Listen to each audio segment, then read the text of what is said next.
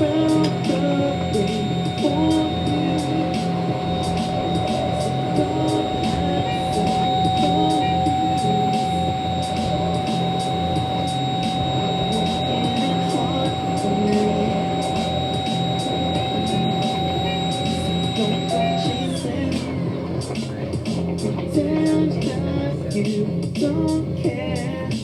flip, I guess, where the speaker is.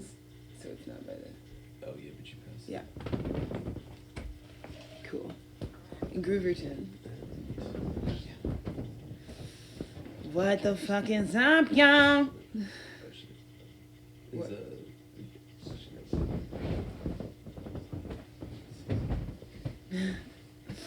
Excuse us while we get our production together. Anyways, Sag full moon loading, am I right, ladies? Tough crowd. Okay. Yeah. This that type of unrelatable ass moon, like if you where it's like we're manifesting new earth and like the joy and gratitude is crazy right now. It's crazy. So crazy. So yeah, the first card that we got out the gate, Sag full moon, was the creation clarified by new earth. Again, I think that you have really put into your cauldron all the ingredients that you were going to want and need for the reality that you were consciously focused on. And now is just the having of that. And like I said, for some of us, it's fucking litsky as fuck. Just like, because the shit we're on is something we actually wanted. For others, it's like no one can help you with the fact that you don't want what it is that you have. Because I just feel like there's a huge message with this Jupiter Cancer expansion that came yesterday, and now the Sag full moon is like immediately confronting, you know, the wisdom of our feelings, right? Because I think a lot of people get, like, just let themselves slide by and never confront, like, how the fuck do I feel about what I'm going through right now, you know?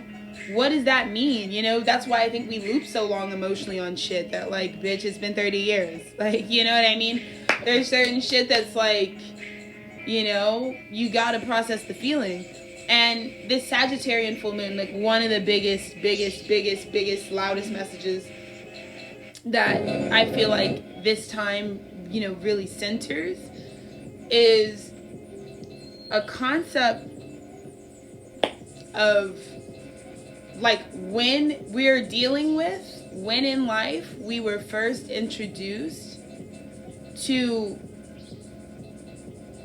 forward expansion without grounding. Yeah, so very heavy on the like too young to be doing what you're doing, right, type of frequency, right? Anytime we think of the manifestation channel, the creation channel, as something that we are trying to manipulate or control rather than receive joy and gratitude from, we've gone too far. It's like pump the brakes, you've gone too far type of shit. You know what I mean? So Sagittarius, you know, because I got a lot of Sag moons right now. Like, I'm not keeping a lot of Sages on me at the time, for the time being. I'm sorry, y'all. I'm not. You know, I'm definitely getting the like terrorism end of the stick from the Sag frequency at the moment, and it's a little hard for me. But I think it comes from, you know, Sagittarians constantly being preyed upon, right? Where it's like, you know, they have this capacity for wisdom, so some people take it there. Some people push them to embody wisdom that they haven't experienced yet. You know, why are Sagittarians talking out of their ass all the time? What's going on, y'all? You know what I mean? Let yourself have a process. Let yourself get to where you want to go first, you know? Because I think for so long as an archetype in the previous age that we're coming through was just always seen as like the pinnacle of knowledge, you know, I think it's important for Sag to stay connected to the fact that like you've held your flame the longest. You know what I mean? That type of endurance. Also that type of initiation though. That type of like 9 of Wands frequency. Like, you know, I'm doing my thing. You know, how like burning bright is the fire, you know, after some time. Right, Sag? I think we have to talk about that, right? We need to address how being asked to always perform that which we have not embodied in our spiritual understanding yet, you know, and putting ourselves in that position where we're doing things prematurely, you know. Anything in your life, any circumstance in your life where it feels like it was a situation that was stimulated prematurely, whether that's through your own overconsumptive bullcorn, or, you know, whether it's, you know, got some other incentive for you, just, you know, being premature with the shit, it's a wound. You know, it's a wound.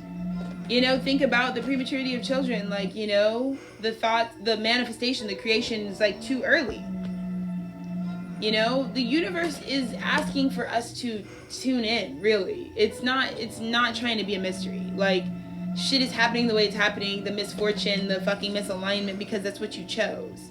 You know, and we cannot do the cognitive dissonance where we reverberate in the language that it was anything other than what the fuck we were choosing at the time. Right? No matter how I switch this deck up, it's still fucking the joy and gratitude of the shit.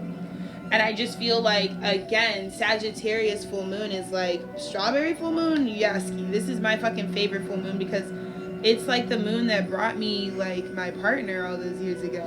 Like, you know? 8 fucking years, bro. Today is the 10th? Yeah.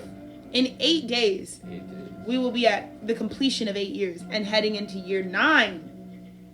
It is such a divinely 9? Yeah. Of course. It was like when I met him, I was like, this could go forever. Yeah. Yeah. Seriously. What the fucky, man? Why though? Because, you know, for me, the strawberry full moon always really, it reminds me that, like, you know, your parents are supposed to be happy you're here, right? Whatever, right? The universe is happy we're here. They wanted this creation, you know? I'm not really the type of guy scheme that's gonna walk around like, the universe doesn't want me here. No, I'm wanted here. Like, let's just not be fucking immature animals, you know? Like, let's fucking let ourselves maturate, right? This is the thing where it's like, you gotta let things mature. And that's another place where I feel like I really stuck out intergenerationally in my bloodline right now. Where it's like, you know, even with my brother, he leads this beautifully. He is like the concept of like evolution, like to me, and I feel like it's because of the way that he lets his life be an unfolding, you know what I mean? Aries energy in general is going to do that, but he's just got so much of it. But it's like, you know, with a kid, it's like, you know, it's high energy, but it's not this concept of like rushing it, you know. That's a very adult concept, you know. Kids are very savory in their nature, you know, because I think kids just move from, like, they want to let themselves have whatever it is they really, really want, you know? Like, I really want to play with this, or I really want to go do that, or I really want to talk to this person, or I really want to sit out here, like, you know, whatever it is for the kiddo. You know, whatever they're going on to create in life is supposed to be joyful and gracious. So I think that's also a huge thing with this, like, Sag full moon is, like, yeah, I mean, like, if your inner child is intact, you know, really just meaning authentic. It doesn't have to be any one way. It doesn't have to be, like, super loved by anything particular, 1111. But if you really do still, like, have the ability to create from a sense of your own joy and gratitude, like, if you're the type of person at all who, like, if there's one thing I'm going to do one day, I'm going to give to myself, if you're that type of person, good for you. And this moon has got so much things to make you, like, joyful. Like, there's going to be so many things created under this full moon that are just going to make you really joyful and happy, because you can do that for yourself, you know? It's like, it's going to be open, it's going to be available, but it's like, whatever, it's up to you to do it. So beautiful. And everything else is just like a purification ritual that's being induced by certain healing, you know? It's true. It's so true. You know, what's crossing this creation is, like, what you also need to, like, let go of in order to, like, heal enough to, like, have something like this, you know? So,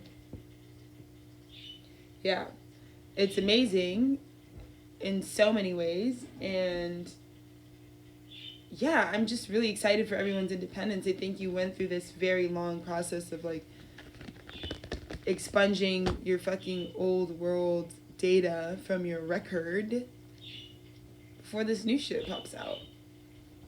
I just think this is so beautiful. It's like, also Sag moon, it's like, could have been like the perfect time Gemini embodiment to, like, show how healed you are. Like, for me, Jupiter in Gemini my most genius shit came to me Jupiter and Gemini. Like, the brain fucking expanded colossally during Jupiter and Gemini, and I feel like y'all can tell, like, between right now and, like, even just a year ago, where, like, I was just finishing the coronation a year ago, 2024 frequencies.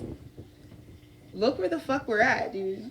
Jupiter Gemini took my shit and went. Since the coronation, bro. Like, oh my god, I feel amazing. Like, yeah, it's been big brain expansion, Jupiter Gemini. Like, the brain is big enough. So Jupiter Cancer, like, the way I feel about how big my ideas have gotten is like, shee! absolutely, yeah. Woo! Smart ass motherfucker alert.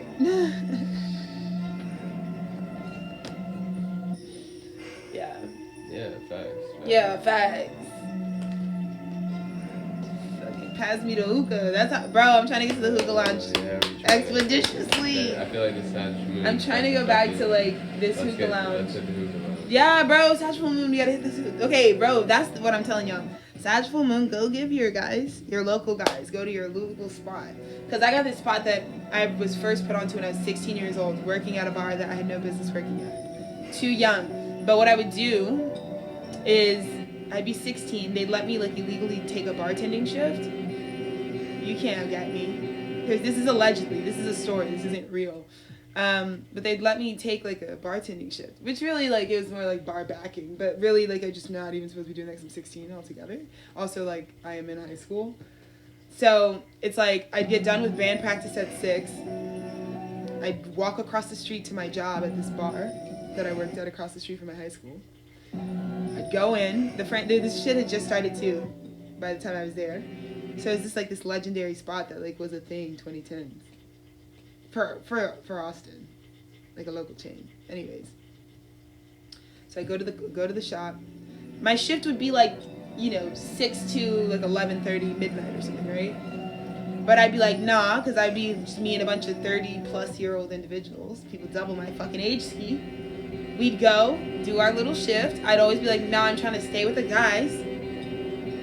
So they'd be like, well, we don't get all of my friends were servers, so and I couldn't be I was like really like a host, a proper host at this place. Like 16, first job, straight up.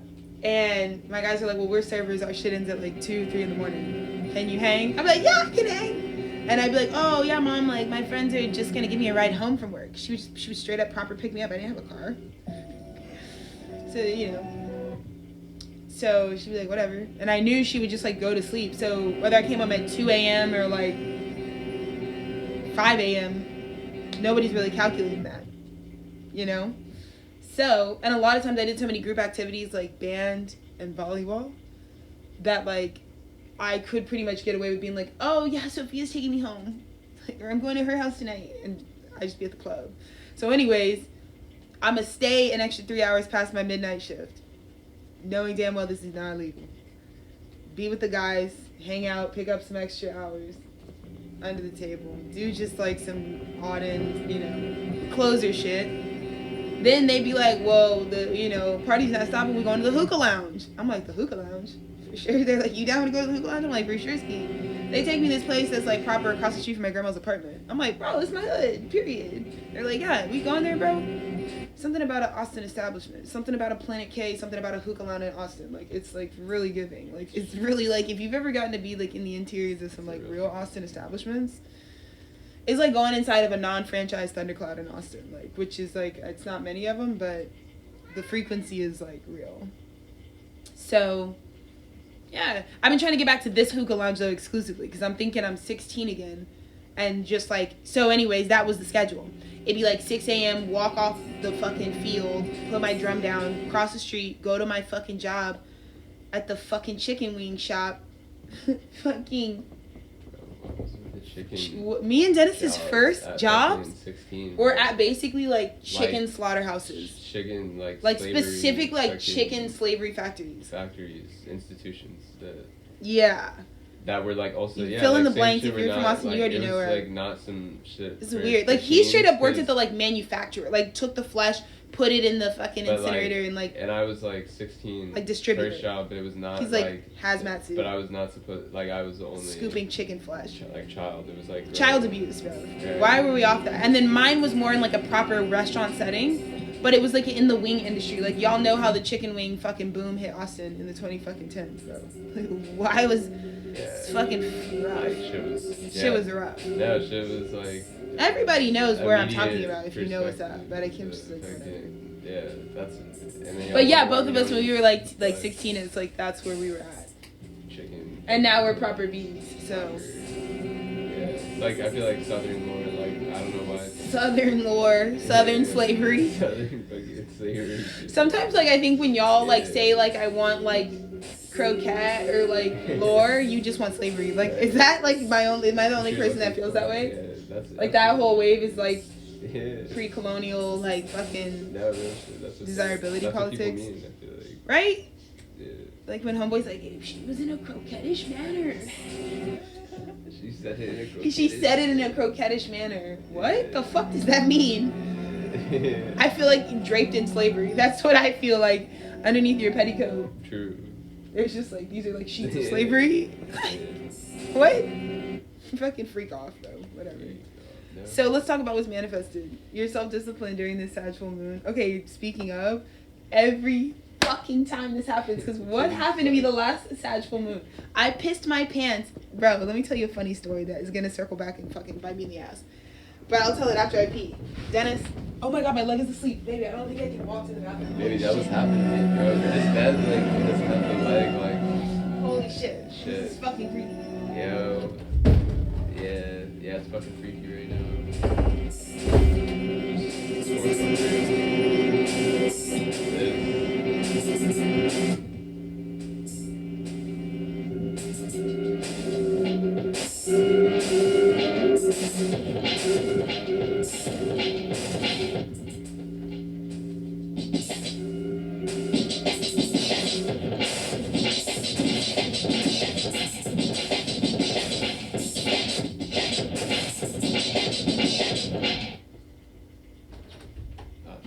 Okay.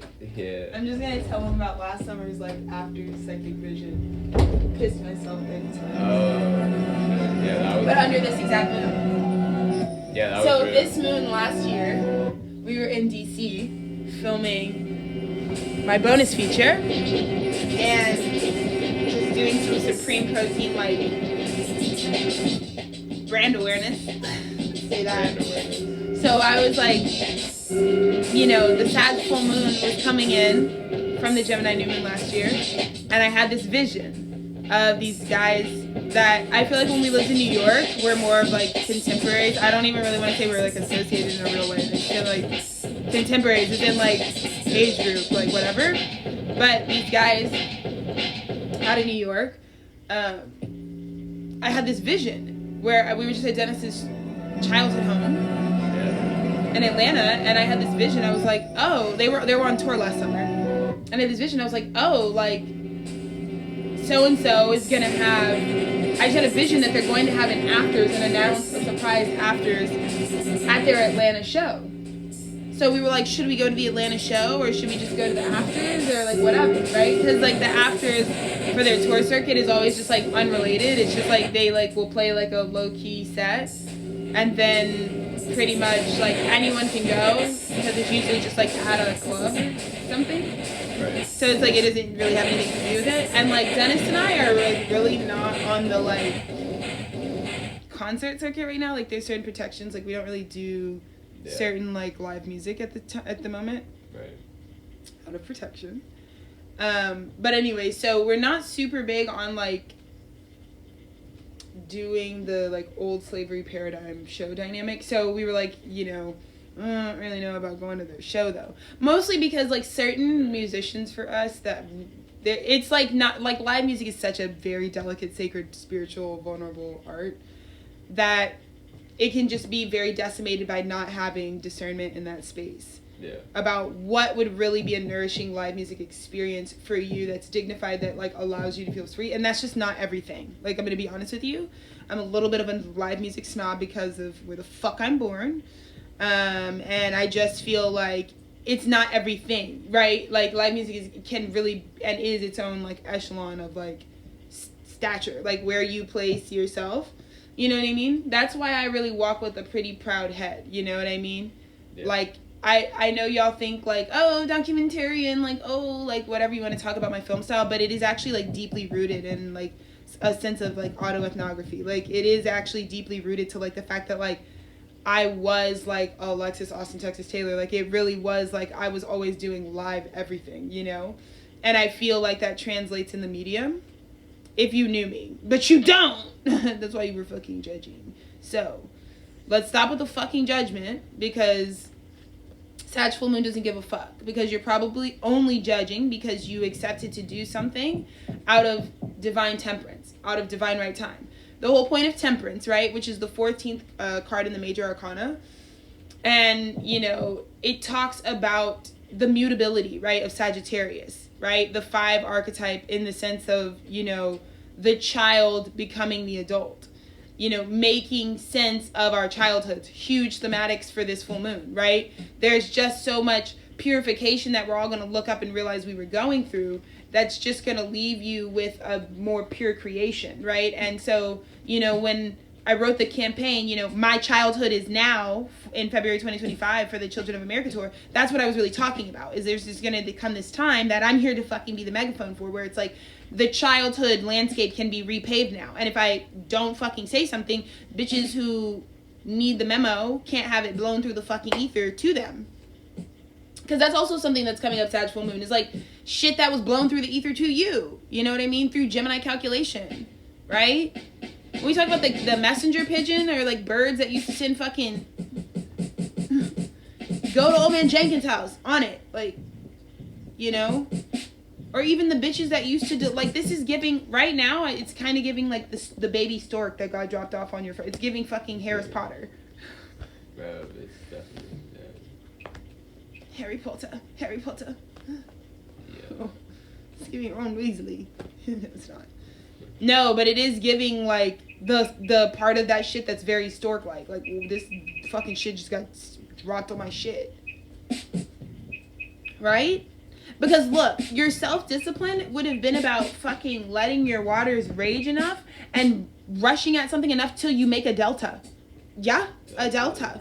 A canal. Yeah. Till you do some canal zone, some canal street shit. Yeah. Wow. You know? That's really felt. Until you feel that, bro? Yeah. Shout out my New York guys. Yeah. I don't know. I feel like New York must be whatever. Shout out the New York team ski. Yeah. Bruv. That's why, yeah. I don't know. Anyways, we're talking about fucking what happened last full fucking moon. Last fucking full moon. We're going. So basically, I have this whole download that kind of ends up leading into like me like hijacking someone's afters as just like a set. But like more than that, even just like a set that we even recorded, like an actual, like we just like rigged a party. Like we like took the like, I'm like really into that. Like right now, like my vibe is like secure the opener set and do way too much top of the show and then like leave and have like the 4 people that were like actually at like on time to the function be like, dude, do you know what just blew in? And like, and no one having concept of that, because they're showing up at proper like, you know, midway through the like set list of like performers, so they're here about like 7, 8, so they've missed, you know, 2 or 3 bands. But I'm like super into that, because so is life once you start living with discernment, you know? Like, I'll tell you what, my city is always empty for me. Like, when it's time for me to step the fuck out, you think I was the only bitch in the fucking city, because that's how the favor works when you really are disciplined, you know? Because you want to feel like the path that you're walking under this full moon is a path to service for you. So anyways, long story short is, you know, I'm also going because there's this project that I'm trying to film for, well, I'm not going to spoil it, but it's set to film February 2026, and you probably can guess, like, what the project is. But it's been kind of a long-term vision, but it's a project that I really want to do on our 3-year wedding anniversary for a lot of reasons. So we have a big production that I've been, like, long-term trying to secure the people in it, but you guys know I do autoethnography, so like the documentary means like I have to like actually befriend these people and write divine time. to like develop a relationship where like I can ask them to like authentically like do what I'm seeing them do in the film, because the film is actually just like a vision of my life, but because I'm a documentarian, it's like meeting that with like how could I simulate those circumstances by like authentically just knowing that if in a vision I'm seeing so and so at this like set film production that I'm supposed to do at this time, then like just going back and like figuring out like whatever. So it's just really exciting. So anyways, also double mission was like part of the reason we need to go see these New York guys is one of them I really need to play. I wanted to like pitch the idea of him being in one of my films because I've just gotten so much prophetic messaging about like him, and I don't know, he's like a really good archetype for this like character that I've seen in these visions. It's like him, but it's like definitely a part of him that I'm like pitching to him. So it's like part of where being a psychic is like like this part of me being like really scorpionic and weird, because I'm like going up to people and I'm like, so I saw a vision of you as this, and I'm just trying to softly pitch it because I actually want this person to like be contracted to like do this, but it would also double as like partially because like you're supposed to be in my life in some capacity. So it's just kind of the me shit of like, so that's like the whole reason why we're like, okay, we should drive from Atlanta. Oh, so anyways, I'm like, no, I feel like I see a vision, and I think when they're coming to Atlanta, they're going to announce a surprise afters, just because I just saw the vision of that. It was like, we're at a surprise afters for their show. It turns out they didn't, like one night, it's like a Wednesday night, they're in Atlanta, which is when I thought the vision, because the vision didn't tell me like a time or a place. It was just like, they're coming to town to like our neck of the woods per the tour where we were at the time, and it was just like they threw it afters, like they announced it on socials, and I had a vision of them announcing this afters on socials. They end up that night announcing a fucking surprise after party, but not for the Atlanta leg, but for Friday in DC. And I'm like, easy money. That's like a fucking, actually it's a 9-hour drive. So, but we're like, fuck it, dude, 9 hours on the road again. Like, me and this are road dogs for real. Like, you don't understand. You don't know who our fathers are. Road dogs. These are guys whose stomach, they're like truckers for real. But like, yeah, they're on the trucker. Like, they're gonna fucking truck it up. Like, yeah, they're gonna drive some distance. Yeah. And me and Dennis, like, it's so us. We drive everywhere in this goddamn country. We literally do. We're always on the road. It's our DNA. It's in our DNA. It's the DNA frequency. So anyways, so I'm like 9 hours to fucking DC from Atlanta. Fuck it. So I'm like, let's drive 9 hours and just stay the night, do a little date night in fucking Baltimore / DC, and like do the whole thing proper, and just like film. And then I ended up just like being like, I also kind of have been ideating over like a bonus feature. And I had already been feeling, because like it was around, I guess it's like Memorial Day, some sort of patriotic holiday, and I was like, you know what we need to like do a march for resistance. And we ended up doing like 28 miles in the name of like people's liberation, and like we brought our businesses to the nation's capital to like sort of like say that like as CEOs we really brought our, like, we are contributing to the American economy and the revitalization of that in like the new world. And, you know, we do it proper. Like, you know, it was like in our 8th year, like that was some shit we were on. Actually, this was the end of our 7th year. Sure. And it was like at the pinnacle of finishing 7 years together, we were like, let's go march on the Capitol. Like, this is where every like civil rights activist, every like legit anything comes to the Capitol to do like official national business. And we fully anticipate to be like nationwide, on your side type shit. Like, I don't know what you thought with Dolphin Boy Records and Tethered Studios, but it's definitely a global vision.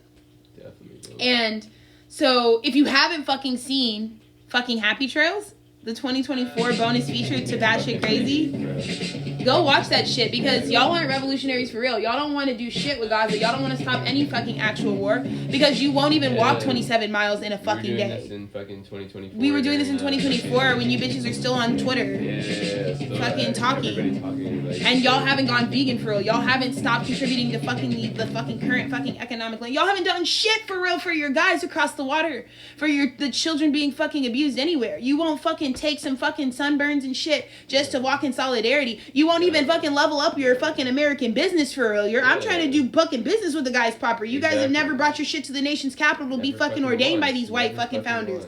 I brought my shit there and I said, ha ha, black woman, Tethered Studios, brown man, fucking Dolphin Boy Records. What up, Lincoln? What up, whoever the fuck's over here? Yeah, we're in the fucking room now too. Bro. Yeah. Yeah, it's not no Harriet Tubman shit no more, bro. Yeah, so yeah, my shit's bigger than your little fucking genocidal country now. Yeah. That we flipped in reverse. Now it's kind of cunt. We reclaimed the American name. Yeah. As Negroes, bro. Yeah, we did that shit in front of people's faces, bro. Yeah. And we set the standard that not every American is down and out right now. Not every American is at Chick-fil-A right now. Let's be fucking for real. Fuck yeah. And we're American too. Bitch. The fuck? Redefining that shit, bro. Not even redefining it. Letting you know there were more definitions than you, bitch. Yeah. The fuck? I don't relate to none of the shit these niggas are talking about. What are you talking about for real? What are you talking about for real? Are you being dead ass? Or are you fucking... That's what I'm saying, bro. It's been one too many Instacart orders. It's been one too many fucking deliveries, bro. Back when fucking getting your pizza delivered was like a fucking sacred art. You remember that in childhood when your mom was like, I got a $20 bill and we're getting the best 3 topping out. Yeah. For a fucking proper pizza. When the fucking pizza and when that shit rings, ding bro, dongs. that's some science that like. So we killed that. Yeah. You know, okay, Jeff. You know, you did kill that sacred art of takeout. Because there's takeout and then there's what you niggas do. Just like hire multiple niggas to drive like 7 stoplights up the road to your grocery. It's like, whatever, dude. Yeah. The consumerism shit is cooked, and I just don't want everybody in the fucking globe to be so aware of Americans as just fucking consumerist waste. Like, we look like Wally World to the guys right now. Wally World, bro. It's been on the Wally World. That's like, yeah. Fucking roaches and big bitches, bro. Yeah. Y'all talking about we're big backed. What in the fuck are we talking about at this point? Like, stored trauma? Yeah. Is that what we're talking about? Like, all bodies are valid, bro, but I'm trying to tell you to fucking give your body a fucking break ski. Like, what the fuck? Like, give it a chance, bro. We know bodies can take a lot, you know? But damn, y'all need to fucking do something. Move your energy. Move it. Like, I get it. We have been brutalized. Our physiques have been enduring slavery. Yeah, I don't give a fuck what anybody looks like. But bitch, it won't get from here to there unless I move it. So, like I said, got to fucking service and self-discipline. Yeah? Where the fuck are y'all at? So anyways, the fucking point of this is the Sag full moon is when the after party is happening. So we go to the club. It's like the club is like is like the first night that we're there. So we go to the event, but the real thing is the next day we're filming, that we're doing the actual marathon. But it's a parading marathon. It's a parade of 2, unless more bitches wanted to join. But we just made a film of like our 27 miles through the entire island that is like DC. Doing the whole shebang. I mean, we did it top to bottom proper. And Dennis and I hadn't been back to DC since we were in middle school. Like, the first time I went to DC, I was an 8th grader. He was a 7th grader, 6th grader. Yeah, 08 or... Yeah, we went like 08. Yeah, like... Oh, no. I probably went in 09. Yeah, I think to DC for the first time. Yeah. And the shit was still proper. Like, I'm a history girl. Yeah. Like, I love, like, human history, like, I mean, the anthropology of it all. Like, I really love that we're all stacked on top of each other's shit. Like, these are the same blocks. It's the same hood. The time gap between, like, going the last time and this time... Fat was, 15 years. Fat 15 years, but also, like, similar, I feel like... I mean, it was just, like, it was kind of giving the 08 frequency or the... Oh, my God. Like, yeah, like, talk about a place that's, like, in time. Like, it was, like... Under construction. Yeah, it was federal. For real. Yeah. But, yeah, it was the most... like exciting. It was like it was just like life changing, you know. It was incredible. It was insane. It was like bodying and what is that, 18-hour drive, like, you know, for 48 hours, and then also walking 27 miles. Like, it was basically like 2 extremes. It's like we drove like 1,500 miles probably. Walk until, but didn't start the drive back until after the fucking like 9, 8 or 9 sundown. It was like time for this shit was and like that's when we're like starting the drive back. Starting a 9-hour drive home. So we got home at like 5 in the morning, 6 in the morning. Like we could have died easily. Yeah. Just because that was like the most physically insane on the flow. True. To like it's like the most valuable film to me. It is. Yeah, it was like Happy Trails like lets me know like, bitch, at 27 you were taking it like, because during all of 27, like Dennis, we were like rewatching proper, like he had never seen fucking Sex in the City fully through. So we rewatched that because we were like in his childhood bedroom, so like we just ran up Sex in the City that summer.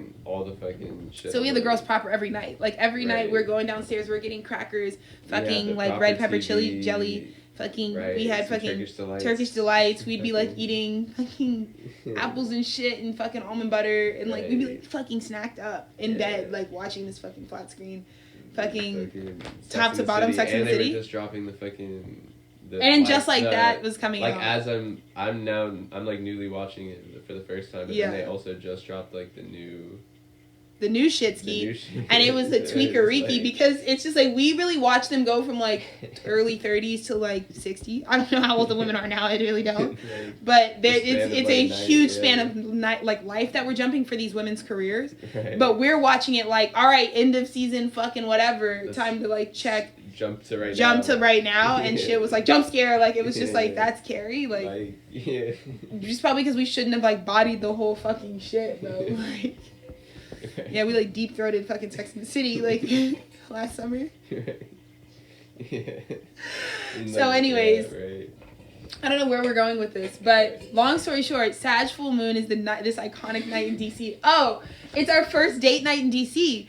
And bro, DC is crazy. The nightlife of DC is fucking crazy. Mind you, DC is disgusting. Mm-hmm. It reminds me of Seattle proper, or like New York, but like honestly, like DC and Seattle are more like true. Like New York is like theater in a lot of places. Like for me, like a lot of the like areas in New York I feel like are truly sets. Like I feel like I'm on some West Side Story shit when I'm in New York. Like I don't really feel in danger when I'm like, doesn't matter where I am or what people say, like, oh, someone got stabbed over there last night. Like I remember we lived in East Brooklyn, bro, like regularly, like there would be like we'd wake up and it'd be like caution tape in our intersection, a baby like jacket is in the street because a child just got like hit by a car in the morning, or like someone was like stabbed on the side of our shit. It's just like moments of silence regularly. But like in New York it always just feels like an SVU skit, like a skit. Like for me, like danger in New York is like happened, even like dirt in New York, like even the shit and the smell of New York is like to me, if you like Seattle's like the West Coast is like gonna be like it's just a different type of hard because New York is hard because of the oppressive state of like living there. It's not like a choice. It's not like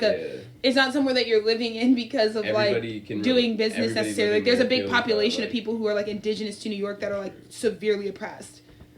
I mean, you're just like forced to like grow up like in a building, like, you know, like etched to like a jungle gym, basically. Like people in New York are like born on handlebars, like fucking monkey bars. Like they're like in the fucking picture of it all, which is, it's like, you know, it's a badge of honor because it's like your unique perspective, but it also is like there's a lot of systemic shit, like, you know, clean water, like we don't know where, like in New York, that's kind of what I hated. Like to me, like New York is really conformist, like sometimes, like I don't really love that in certain ways, like we all like it's the place to go to be reminded of humanity, that like there are certain things we all have to surrender to because we're all human, but there are certain like freedoms of like choice that I feel like, because like you can only import and export a certain in one channel and out, like literally you can only take the turnpike in and out, fucking $20 to get in that bitch, like hey she anyways, like I don't know, like if you're a southerner and you like fucking drive, like as you just have a different landscape, like your life is about like covering mileage in New York. You're not going fucking anywhere other than like the grounded foot action, so it's like the same amount of travel time, just like completely different scales of distance. So sometimes I would find in New York that I felt very like conforming. Like a lot of people really celebrate bodega culture, I guess, but I feel like I really feel oppressed by it. Like sometimes I'm like, I fucking hate the single roll of like Scott's. Like if I'm like out of something, like I don't want to just get the fucking Crest white toothpaste because it's the fucking only shit everybody sells. Like I don't know, sometimes I'm like get off me, I don't want to fucking I don't want any of the fucking New York culture, bro. 2020 it was like we were getting doused with, that's why it's like crazy shit like the Hierophant stuff. Yeah, the Hierophant was like pretty rambunctious of us. Like we were pretty in New York, we were pretty like anti-New York low-key. I think it's good. New York wants artists no matter what, though. That's what keeps y'all lit, because artists and oppressed people in any space is going to give like crazy city vibes. Like the city's going to have immaculate vibes. Because the guys, to endure suffering, you got to use a lot of imagination. So these places are magic, but it's also exploited. Like bitches run to New York to exploit the magic that is produced through like systemic inequality. So I don't know, there's ethics to it all. Like none of you are really New York girlies. Like the only people who can claim that, I guess, are really bitches who are from there. And I get like they just kind of remind me like a Cancerian frequency, like the way that Cancers are, like Cancer placements are like main character, but they're crabby. For sure. Because like it's hard being, like the crew it's that, like, you know. I feel like I would, like I just think about like different places, like the fucking like Paralandra cruise, like it was. Dude, like, shout out people, Paralandras. It was shout out like, Brooklyn Heights. Characters like that, yeah, like had that kind of Cancerian main character. Like if you got into there, if you just like talk to them and be like, oh shit, yeah, there's like a lot. Yeah, shout out the Glossier headquarters on Lafayette, bro. Shout out the guys who held us down. Shout out Craigslist. Shout out New York Craigslist, bro. Shout out Rager Real. Shout out Rager Real Shorter, bro. Shout out that guy who held us down. Shout out Veronica. True. Shout out fucking Montrose Ave, bro. Shout out 141 Montrose. That was our old address is 1740 Pennsylvania. Shout out the neighbor at fucking Montrose. Shout out our shout out our neighbors, bro. Shout out the local fucking Jewish locksmith brothers. Shout out Quan. Shout out Quan. Shout out everybody who held us down when we were New York side. Yeah, true. Y'all showed us some time. Oh, shout out the fucking bro. Shout out the guys, bro. Shout out Tal Ronan, bro. Fucking amazing fucking, upright cello, upright bassist. But also the fucking the plug service, bro.